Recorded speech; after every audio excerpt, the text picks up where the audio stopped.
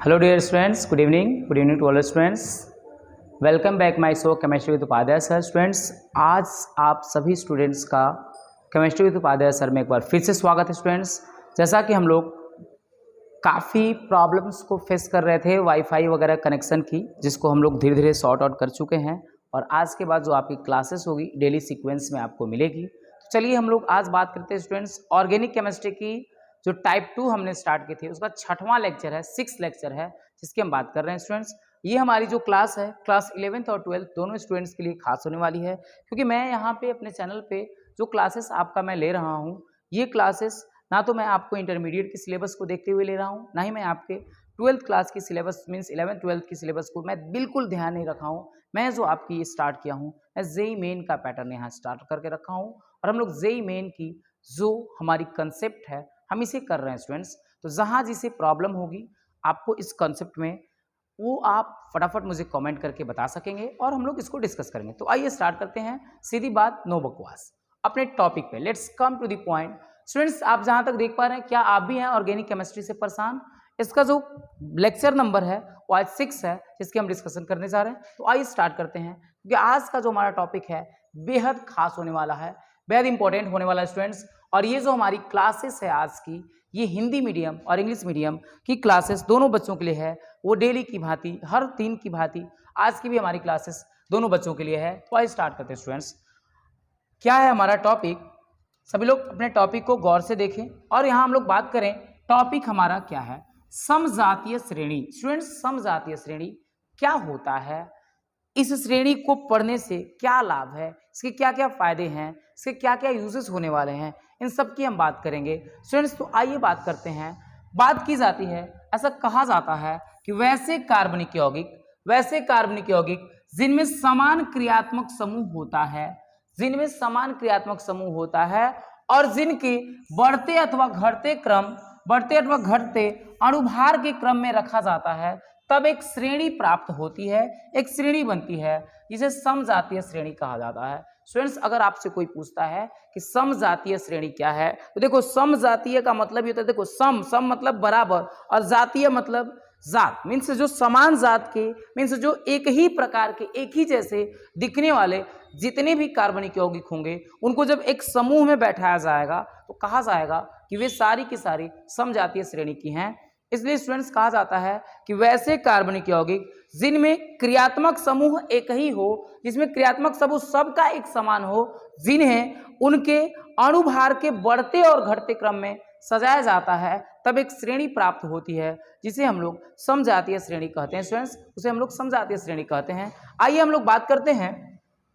इस श्रेणी के प्रत्येक यौगिक को एक दूसरे का समजातीय यौगिक कहा जाता है. स्टूडेंट्स, मान लेते हैं कि अब हम लोग समजातीय श्रेणी जो है हमारी, समजातीय श्रेणी में अगर दो यौगिक हम लेकर के आते हैं, तो उन दोनों यौगिकों को एक दूसरे का समजातीय यौगिक कहा जाता है. स्टूडेंट्स, ऐसी बातें हम करते हैं. रही बात आपको समझ में आने की, तो आपको डेफिनेटली समझ में आएगा, बस आप बने तो रहो. आपको ऐसा कंटेंट मिलेगा ना कि आप एकदम समझ जाओगे. समझ क्यों नहीं जाओगे यार, डेफिनेटली समझोगे.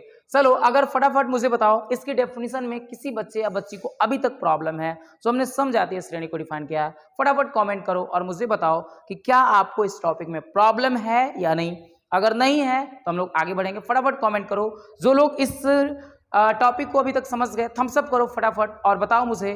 थम्सअप करो, मैं समझ जाऊंगा कि आप लोग मजे में हो और आप लोग समझ पा रहे हो. राइट, चलिए हम लोग बातें करेंगे स्टूडेंट्स अभी समजातीय श्रेणी की. कि आप डायरेक्ट बोलोगे कि समजातीय श्रेणी जो होता है ये कार्बनिक यौगिकों के लिए अध्ययन करते हैं हम.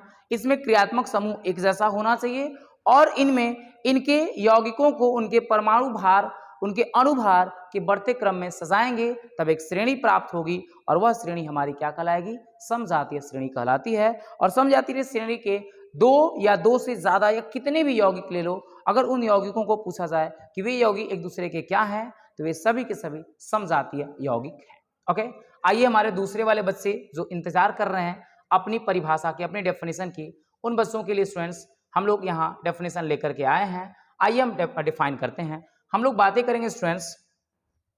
यहाँ कहा जाता है ऐसा, होमोलोगस सीरीज की अगर बात करें स्टूडेंट्स, तो कहा जाता है कि the organic compounds which have the same functional group the organic compounds which have a same functional group and are arranged in order of increasing और decreasing, arranged in order of increasing or decreasing molecular weight of the molecules. Students, कहा जाता है the organic compounds which have the same functional group are arranged in a order of increasing or decreasing molecular weight of molecules.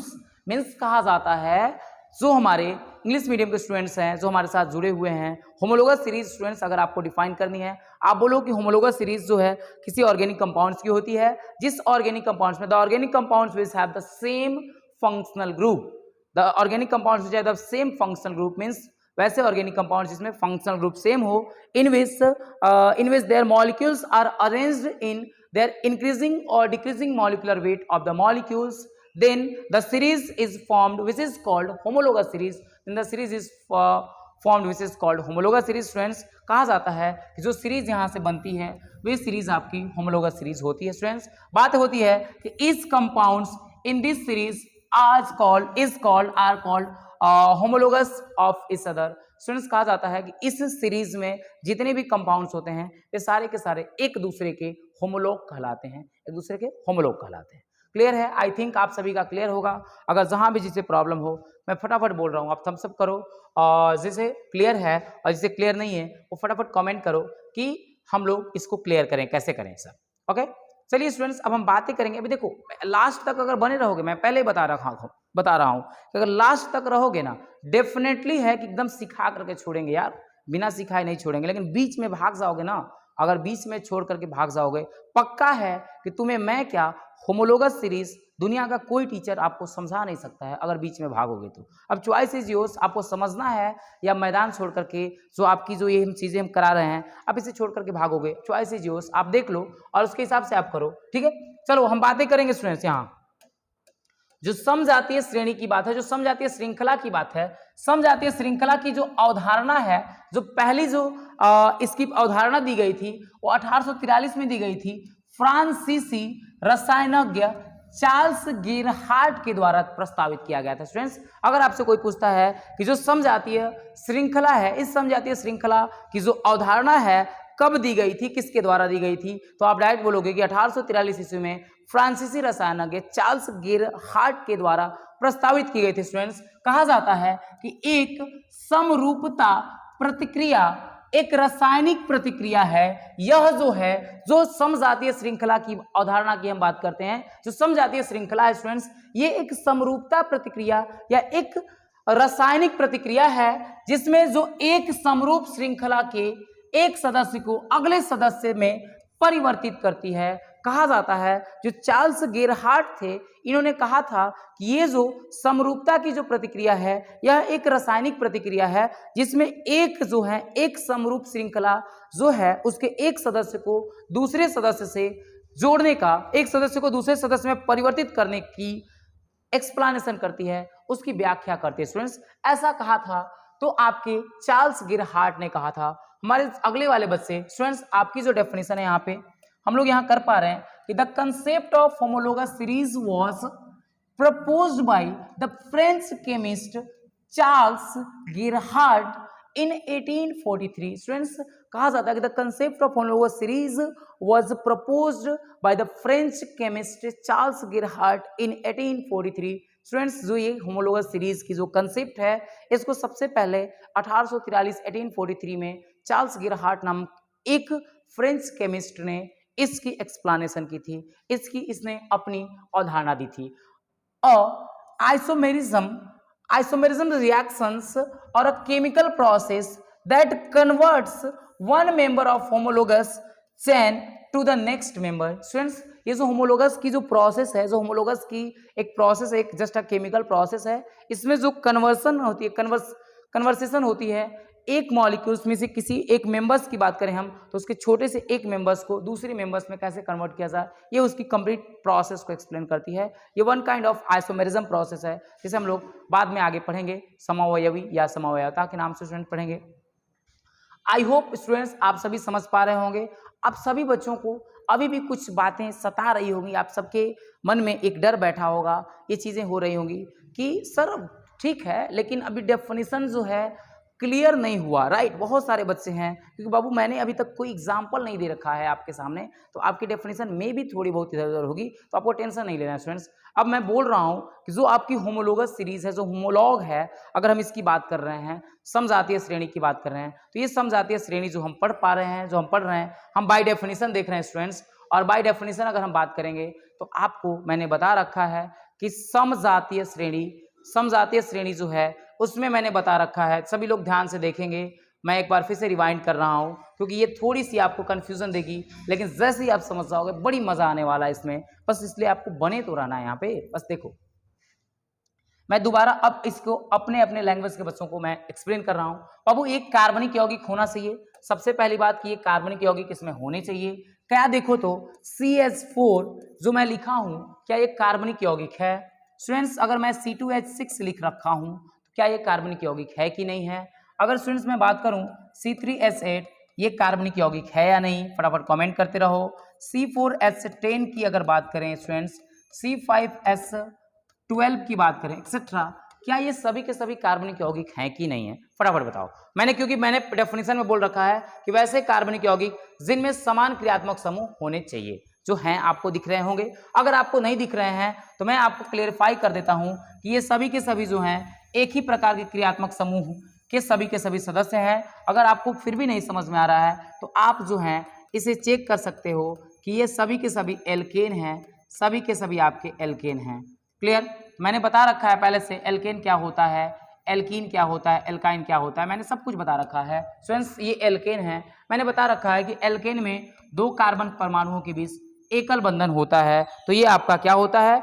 Alkene होता है। 2 carbon परमाणुओं के बीच एकल बंधन होता है, इसे एल्केन कहते हैं स्टूडेंट्स। अब देखोगे तो ये जो है CnH2n+2 को फॉलो कर रहा है, ये भी जो है CnH2n+2 को फॉलो कर रहा है, ये भी सभी के सभी CnH2n+2 को फॉलो कर रहे हैं स्टूडेंट्स, CnH2n+2 और हियर ऑल्सो CnH2n+2। मतलब ये कहा जाता है स्टूडेंट्स, ये कहा जाता है कि जितने भी यौगिक, जो भी यौगिक अगर एक ही प्रकार के एक ही फॉर्मूले का पालन करते हैं तो आप समझिए कि ये सारे के सारे जो हैं समजातीय होते हैं, क्योंकि एक जात वाले जो इतने भी यौगिक होते हैं, ये सारे के सारे यौगिक जो होते हैं एक ही कंसेप्ट को फॉलो करते हैं, एक ही फॉर्मूले का पालन करते हैं। ये अपने जहन में, अपने दिलो दिमाग में बैठा लो कि नहीं, जितने भी सम मतलब बराबर, समान, और जातीय मतलब जात, जितने भी यौगिक हैं अगर सारे के सारे यौगिक एक ही प्रकार के फॉर्मूले का पालन करें तो आप तुरंत अपने जहन में बैठाओ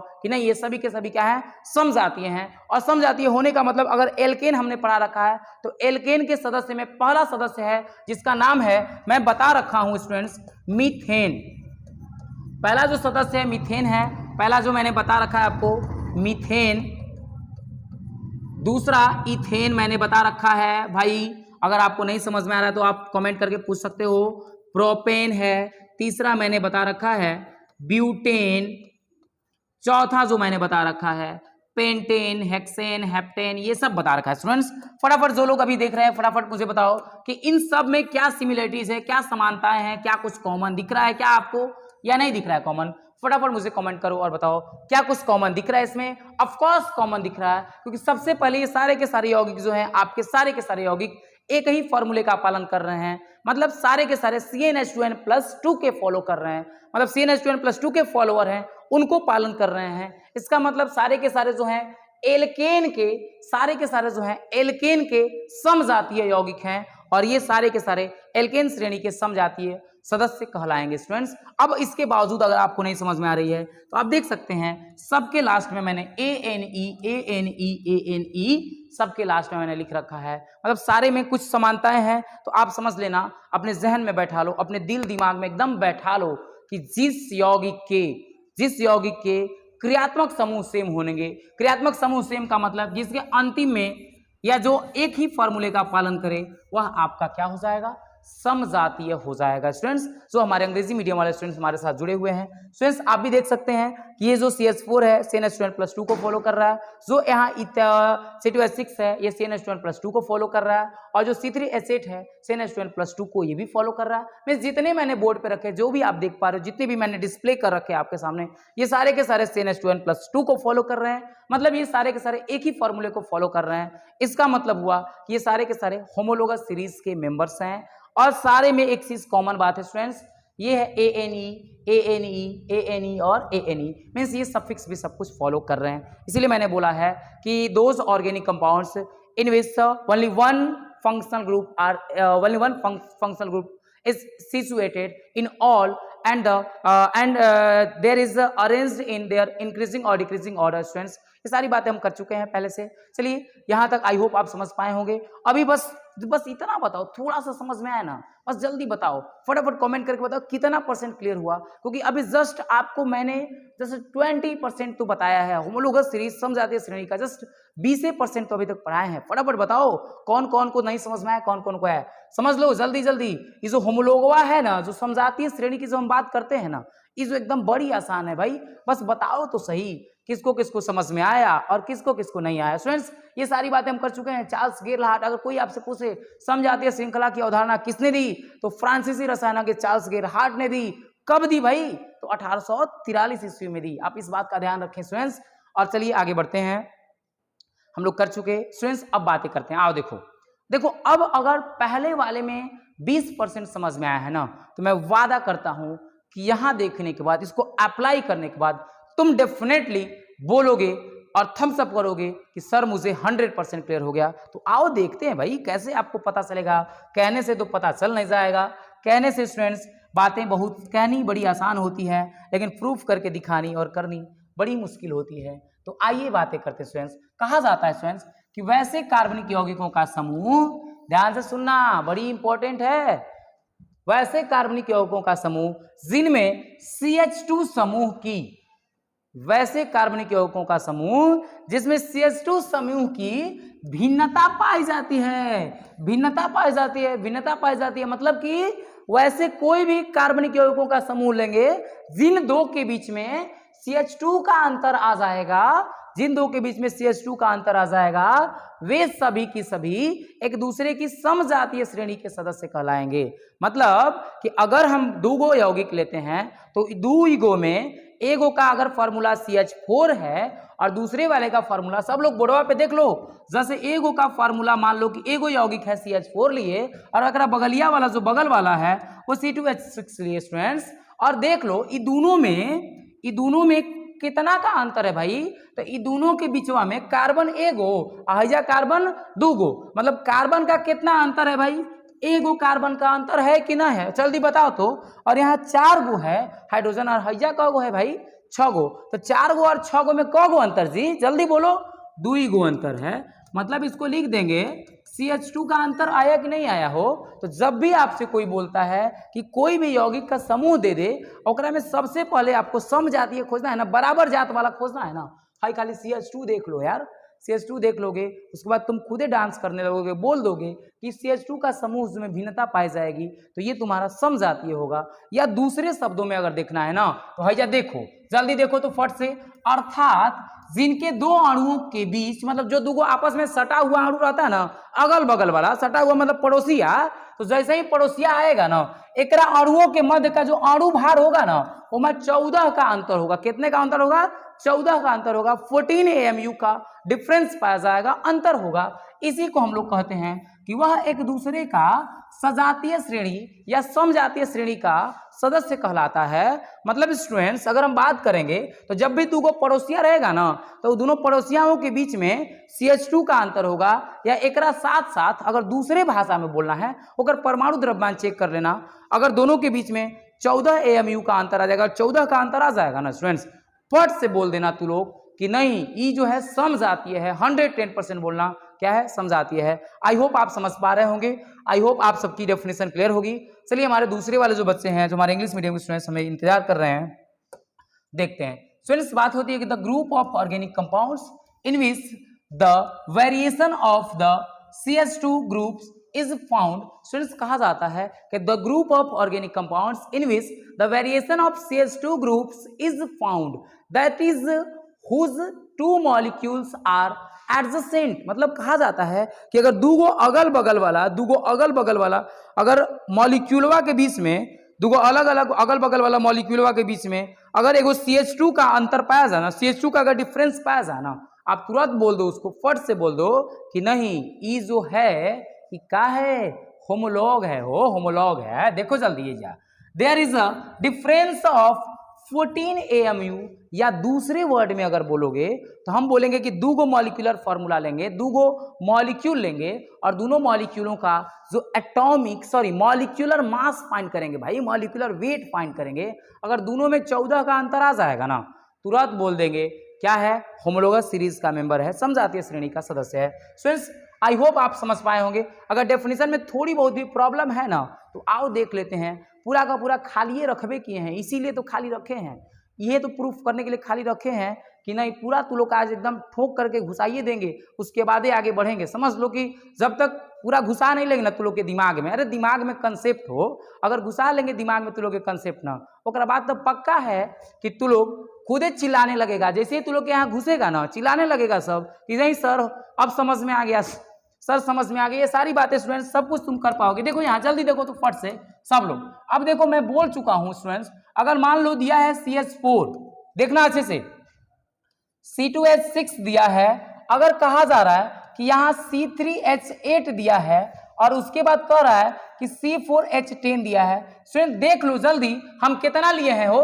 तो 4 गो लिए हैं और चारों को फट से बना देंगे हम लोग। कैसे चारों बनेगा अब तो तू लोग को देखना ना पड़ेगा, फट से देखो तो, एगो है ई, एगो ई दूगो है, एगो ई कएगो है हो, 3 गो है, एगो ई कएगो है हो, 4 गो है। मतलब चारों को हम 4 तरीका से भाई, चारों को 4 तरीका से प्रूव करेंगे कि ये सब का सब जो है एक दूसरे का है हो, का है जल्दी बोलो, अरे होमोलॉग है भाई, समजातीय श्रेणी का ये सब सदस्य होगा। कैसे पता चलेगा, देखो सबसे पहला ये चारों में एक बात तुम लोग चेक कर लेना कि क्या चारों का फॉर्मूला CnH2n+2 हो रहा है। पहला चीज चेक करना, CnH2n+2 को चेक कर रहा है कि नहीं कर रहा है, जल्दी देख के बताओ तो, फटफट गिनो सब, जल्दी जल्दी जो लोग देख रहा है ना हमको, फटफट गिनो, नहीं गिनेगा ना तू लोग तो आ जाएंगे तू लोग के पास। जैसे जल्दी जल्दी गिनो फट से और गिन के जल्दी बताओ कि हाँ सर सब फॉलो कर रहा है। अगर ये फॉलो कर लिया ना तो एक बाद तुरंत देख लो कि जब एक नाम देख लो स्टूडेंट्स,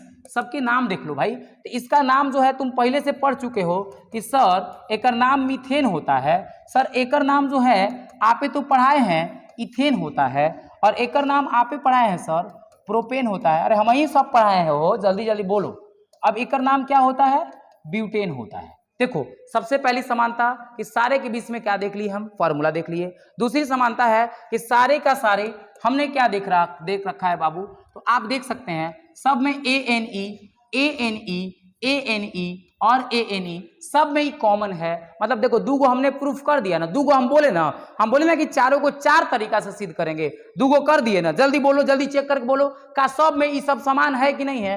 अरे भाई दिख सकता है, जो अगर आंखों बंद करके लोग देखेगा ना तो वह दिखेगा जो सबको दिखता है। तो देखो जल्दी है, दिख रहा है। अब एक बाद स्टूडेंट्स अगर तुम लोग चाहता है कि कुछ और सीखे ना, तो जितना लोग है ना सबसे पहले अपने दोस्तों में इसको जल्दी से शेयर करो और शेयर करके संख्या बढ़ाओ। जैसे ही बढ़ाओगे ना और मजा आएगा, क्योंकि जानते हो ना जहाँ जैसे गैदरिंग होती है ना ऑनलाइनवा में, हर जगह नहीं, जहाँ यहाँ गैदरिंग होगी ना तो जैसे जितना तुम्हारा सब जुड़ेगा ना और मजा आएगा। इसलिए जल्दी जल्दी इसको क्या करो, शेयर करो, लाइक करो, सब्सक्राइब करो। जो लोग अभी देख रहा है लाइक नहीं किया है ना, क्या तुम लोग को हम पसंद नहीं है? अगर है तो लोग हमको पसंद करते हैं तो फट से लाइक करके जल्दी बताओ ना कि सही में हो रहा है कि नहीं हो रहा है। अब देखो दूगो तो हमने बता दिया, तीसरा वाला बताने जा रहे हैं स्टूडेंट। तीसरा वाला देख लो भाई, तीसरा का जो हम बोल रहे हैं, हमने बोला है कि दूगो अगल बगल वाले के, दूगो पड़ोसिया के बीच में CH2 का अंतर होगा। कैसे पता चला भाई कि दूगो पड़ोसिया के बीच में CH2 का अंतर होगा? तो बोल देना कि सर जी तो पढ़ाए हैं। हाई देखो अगल बगल पड़ोसिया है, मतलब हेकर N का मान 1 है, हेकर n का मान कितना है हो 2 है, तो n के 1 के बाद ना 2 आता है, तो 1 और 2 पड़ोसिया हुआ कि नहीं हुआ? अगर हुआ तो तनी हेकर फार्मूला में देखो तो कार्बन कगो है एगो और हैया कार्बन कगो है हो 2 गो, मतलब यहाँ कार्बन जो है एगो है, हाइड्रोजन कगो है हो 4 गो, हैजा कार्बन कगो है स्टूडेंट्स 2 गो, 2 और हाइड्रोजन कगो है हो 4 गो। अब तनी तूहे लोग बता दो जल्दी देख करके कि इन दोनों के हैया 6 गो ना हो 4 गो कैसे हो? हैया देखो इन दोनों के बीच का जो अंतर है, अंतर है इन दोनों के बीच का और कितने का है हो? देख कर जल्दी बताओ तो CH2 का अंतर है कि नहीं है? जल्दी बोलो तभी आगे बढ़ेंगे। अब देखो ऐसा क्या है कि n का मान, अब इन दोनों के बीच में अगर हम देखेंगे स्टूडेंट्स, दोनों के बीच में तो देखो तो n का मान है कितना है 3 है ना, है 2 और 3 पड़ोसिया हुआ कि नहीं हुआ? अगर पड़ोसिया हुआ तो हैया तो लिखिए दिए हैं, हैजा लिख देते हैं कि जो कार्बन है या 3 गो है और हाइड्रोजन है या क गो है हो 8 गो है। तो जल्दी बताओ तो कि ये 3 गो और 8 गो है दोनों के बीच का जो अंतरवा है का CH2 नहीं हो रहा है? जल्दी बोलो तो हो रहा है कि नहीं हो रहा? अगर हो रहा है तो बगलिया वाले पे चलते हैं ना। हैजा देखो तो n का मान कितना है 4, तो 4 होने का मतलब कि C जो है कितना हो जाएगा 4 और H कितना दिया है हो 10 को दिए हैं, गिन के जल्दी बताओ 10 हुआ है कि नहीं? अगर है तो यहां से देखो तो है दोनों के बीच का अंतरवा कितना है हो CH2 है कि नहीं? अगर ऐसी बात है देख लो, जब सारे लोग जल्दी देखकर बताओ कि अगर ऐसी बात है या नहीं, फटाफट कमेंट करो, अगर है तो जल्दी हम आगे बढ़ेंगे। तो क्या बोलेगे देखो तो सबके बीच में कितना का अंतर है?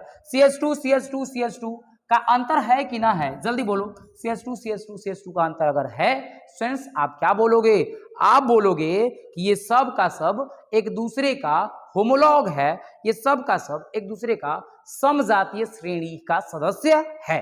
पक्का ना? आगे बढ़ते हैं। अगर ये बातें हो रही हैं तो इसके बाद जो हमने बोला है कि इस सब को हम बोले हैं, तुम सब लोग को बोले थे कि 4 गो लिए हैं ना, चारों को 4 तरीका से करेंगे और चारों को 4 तरीका से सॉल्व करेंगे और उसके बाद आगे बढ़ाते हैं। देखो कैसे चारों को 4 तरीका से सॉल्व करते हैं। देखो तो देखो एगो तरीका कर दिए है ना, ये दूसरा तरीका से किए, हैया देख लो पहला तरीका से किए, तरीका बदले दूसरा तरीका से किए, हैया देखो तो कौन तरीका, 3 गो तरीका लगा दिए ना करने में सॉल्व, और ओकरा बाद जो चौथा तरीका लगाने जा रहे हैं वो देखो तो जल्दी कौन सा तरीका लगा रहे हैं भाई? तो चौथा जो तरीका लगा रहे हैं सब लोग देख रहा है। देखो हाई बस कुछ करना नहीं है, ये चेक करना है कि दोनों के बीच का, अगर दोनों लिए है ना तो ये दोनों के बीच में जो इनके अणु भार है उसमें 14 का अंतर आ जाएगा, सिर्फ 14 का अंतर आ जाएगा ना, तुरंत बोल देंगे हम कि ये भी जो है चौथा वाला भी लग जाएगा होमोलॉग समजातीय में। मुझे उम्मीद है कि आज की क्लास आपको मजेदार लगी होगी और अभी तक आप देख पा रहे होंगे, अच्छे से कर पा रहे होंगे। स्टूडेंट्स फटाफट कमेंट करते रहो और बताते रहो ताकि मन लगा रहे सबका। चलो देखो यहाँ कार्बन कितना है बाबू? 1 कार्बन 1 है, परमाणु द्रव्यमान 12 होता है। हाइड्रोजन यहाँ कितना है 4, परमाणु द्रव्यमान 1 होता है। स्टूडेंट्स अब देखेंगे अगर हम तो 12 प्लस CH4 है ना, कार्बन 12 प्लस कितना होगा 4, तो 12 प्लस 4 16 ना होगा हो? जल्दी देखो तो फटाफट बताओ कैलकुलेट करके कितना हो जाएगा?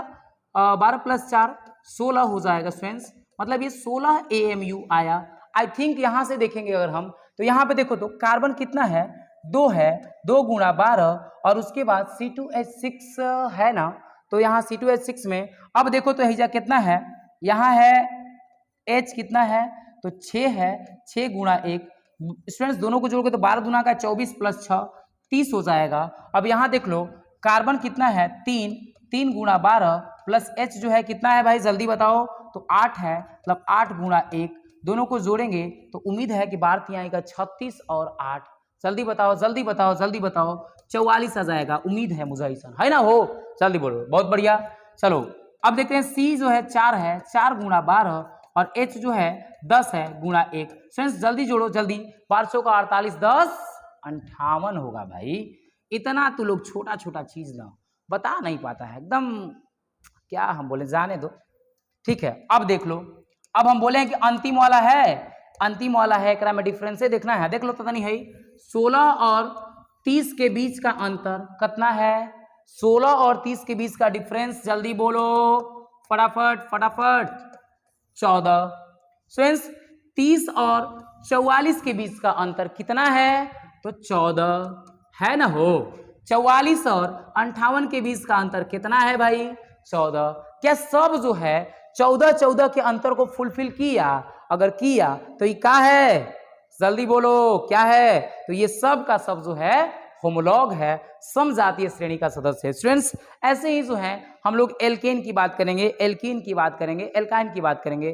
जो मैंने 3 पढ़ा रखा आपको जस्ट, ये समजातीय श्रेणी में मैंने इन तीनों की बात हम कराएंगे 1 बाय 1 करके। इसके बाद जो जितने भी फंक्शनल ग्रुप है, मतलब जितना ना क्रियात्मक समूह है, वो सब इन्हें लाएंगे। बस तुमको देखना है और देखते रहो, जुड़ते रहो। जो भी स्टूडेंट्स अभी तक चैनल को सब्सक्राइब नहीं किए होंगे, फटाफट चैनल को सब्सक्राइब करेंगे और साथ में सब्सक्राइब नहीं ना करना है, अपने दोस्तों में शेयर तो करना है। अब ये बड़ी लोग जब भी हम बोल रहे हैं ना, बड़ी लोग सोच रहा होगा कि अब तो सर जी का अंत हो गया, अब तो सर जी छुट्टियां करने वाला। अरे बिल्कुल नहीं, अभी तो ट्रेलर है भाई, ये जल्दी स्क्रीनशॉट लो। उसके बाद अभी हम कुछ और दिखाने वाले हैं और दिखा करके बताएंगे जल्दी जल्दी।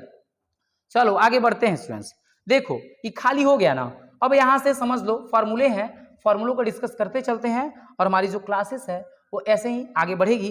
फिलहाल अगर आपको फॉर्मूला में किसी तरह की कोई प्रॉब्लम होगी तो आप मेरे साथ डिस्कस कर सकेंगे, जहां डाउट होगी आप पूछ सकेंगे। ठीक है स्टूडेंट्स, देखो यहाँ कहा गया है एल्केन। देखो तो ये एल्केन है, यहाँ लिखे हम कार्बन का नंबर, कार्बन का नंबर, ये फॉर्मूला है स्टूडेंट्स। देखो इसका नाम है मीथेन, कार्बन एगो है, CH4 है, आपको बकायदा ये दिख रहा होगा CH4, राइट ना। ठीक है, अब देख लो ई क्या है, इथेन। कार्बन बढ़ गया कि नहीं बढ़ गया? अब देखो तो C2H6 है, एक करीब फॉर्मूला है कि नहीं। अब देख लो ई दोनों के बीच में क्या CH2 का अंतर है? अगर CH2 का अंतर होगा ना, जब प्रूफ कर लेगा तू लोग ना, तो ई जो है तू लोग तुरंत बोल देगा कि मीथेन और इथेन एक दूसरे का समजातीय है, होमोलॉग है भाई। जो तुम सोच रहे हो जब से कब से हम लोग इतना मेहनत कर रहे हैं, तो ये चीजें हैं स्टूडेंट्स। उसके बाद देखो तो अगला प्रोपेन है, कार्बन कितना है 3, C3H8 में। अब यहां से यहां में भी देखोगे ना तो उहे आएगा, कुछो देखोगे उहे दिखबे करेगा जो तू लोग सोच रहा होगा। ठीक है, अब देख लो N कितना है 4, मतलब ब्यूटेन C4H10, यहां देखेगा ना तो सबको दिख जाएगा CH2A का अंतर है। और इसके बाद ये क्या दिख रहा है हो, पेंटेन मतलब 5 कार्बन C5H12 है जो ना, उहे मिलेगा जो तू लोग सोच रहा है। सब लोग उहे हम समझते हैं, सब लोग उहे सोचता है, कोई जो है दूसरा नहीं सोच रहा है, सब लोग होमोलॉगवे के बारे में सोच ही रहा है। देखो इस CH2, अगर इसे भी नहीं समझ में आए ना, अगर नहीं समझ में आए ना स्टूडेंट्स, तो आपको क्या करनी है, तो आपको सबकी द्रव्यमान निकाल लेनी है। इसका हो जाएगा 16, इसका हो जाएगा 30, इसका हो जाएगा आपको 44, और किसका 44 हो जाएगा, ठीक है 44 होना चाहिए, हो ही पे करेगा। अब इसका हो जाएगा स्टूडेंट्स आपका 58, और उसके बाद में 14 जोड़ लो, जल्दी बता दो कितना होगा, जल्दी बताओ। तो कार्बन का गो है हो 5 गुना, 12 5 60, 60 10 70 2 72। स्टूडेंट्स इसका हो जाएगा 72। अब अगर इतना नहीं समझ में आए ना, हाई दोनों के बीच का अंतर देख लेना, 14 आएगा, हाइयो दोनों के बीच का अंतर 14 आएगा, हाइयो दोनों बीच के अंतर 14 आएगा ही आएगा, और यो दोनों बीच के अंतर 14 आएगा ही आएगा। मतलब कि जिनके भी बीच में CH2 समूह देखना है या अंतर 14 परमाणु द्रव्यमान का देखना है, अगर आप देख लेते हो तो डेफिनेटली मुझे उम्मीद है कि आप सारे लोग होमोलॉग समजातीय श्रेणी पक्का बता पाओगे। आई होप हम देखते हैं आगे, काफी आपकी चीजें को देखेंगे। अब देख लो एल्कीन है, हाइजो देख लो, हम बोलबे किए हैं कि एल्केन एल्कीन एल्काइन हर जगह आएगा। तो एल्कीन में इथीन है, कार्बन 2 गो, C2H4 ये दिख रहा है, यहाँ कार्बन 3 है, C3H6 है। अब देख लो तनी हाई दोनों के बीच में CH2 का अंतर है कि नहीं, जल्दी बोलो, अगर नहीं होगा ना तो हम लोग यहीं पे क्लास को ओवर करेंगे। फट से बोलो, क्या इथीन और प्रोपीन एक दूसरे का समजातीय श्रेणी का सदस्य है कि नहीं, होमोलॉग है कि नहीं भाई, फट से बताओ। है, बिल्कुल है, 4 लो 5 लो 6 लो या कुछ हो ले लो यार, हर जगह में मैं दावत के साथ बोलता हूं कि एकदम डेफिनेटली होगा ही समजातीय का श्रेणी का सदस्य।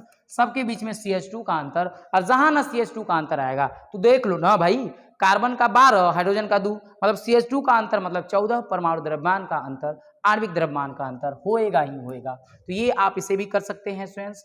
और आपको लास्टली मैंने ये आपके सामने जस्ट एक सीरीज का मैंने यहाँ हाइड्रोकार्बन्स के सीरीज की यहाँ पे मैं दे रख रहा हूँ आपके सामने, आप देखें। मैं लिखा हूँ 3 homologous series of hydrocarbons. Hydrocarbons के जो 3 होमोलोगस सीरीज हैं जो समजातीय श्रेणी हैं, उसमें कौन कौन आते हैं। तो हाइड्रोकार्बन्स में तो 2 ही तरह के हाइड्रोकार्बन्स मैंने पढ़ा रखा है। एलिफैटिक वाले का 2 वर्गीकरण कराया है, संतृप्त और असंतृप्त, राइट ना। जब संतृप्त और असंतृप्त, संतृप्तवा में मैंने बता रखा है, संतृप्तवा में कौन होता है, जल्दी बोलो फट से। संतृप्तवा में एल्कीन होता है, इसका फॉर्मूला CnH2n+2 होता है, साथ में इसका अंतिम वाला जो होता है, अंतिमवा वाला जो अनुलग्नवा होता है, क्या होता है? अरे बोलो, ANE होता है। ओके, ठीक उसी प्रकार एल्किन्स CnH2n हो जाएगा, ENE यूज करेंगे हम। साथ में एल्काइंस की बात करेंगे तो CnH2n-2 स्टूडेंट्स, सफिक्स यहाँ पे जो हमारा, जो हम बात करते हैं इंडिंग, या हम लोग जो अंतिम की बात करते हैं, जो अनुलग्न की बात करते हैं, वो YNE यूज करते हैं स्टूडेंट्स। तो ये सारी बातें भाई, अभी जस्ट ये ट्रेलर है, उपाध्याय सर के साथ लगे रहो ना बस। मैं आपको इस चैनल पे डेली की डेली, इस चैनल पे ऑर्गेनिक केमिस्ट्री की और भी जो केमिस्ट्री की वीडियोस हैं, ये दशहरा के हम छुट्टी करने वाले हैं, उसके पहले तक जितने भी थोड़ी बहुत जो प्रॉब्लम्स हैं या जो जो चीज़ें हैं, सारी की सारी सॉल्व हो जाएंगी। उपाध्याय सर इसके लिए दिन रात मेहनत कर रहे हैं, लगे हुए हैं, क्योंकि उपाध्याय सर ऐसा सोच रहे हैं कि उनके बच्चों को, जो उनके चाहने वाले हैं, उनको किसी भी तरह की कोई एजुकेशन में, पढ़ाई में डिस्टर्बेंस ना मिले, इसके लिए वो दिन रात लग करके मेहनत कर रहे हैं, और मेहनत कर रहे हैं तो सफलता जरूर मिलेगी। और ये कौन कराएगा? तो तू लोग सब मिल करके करेगा, पक्का ना?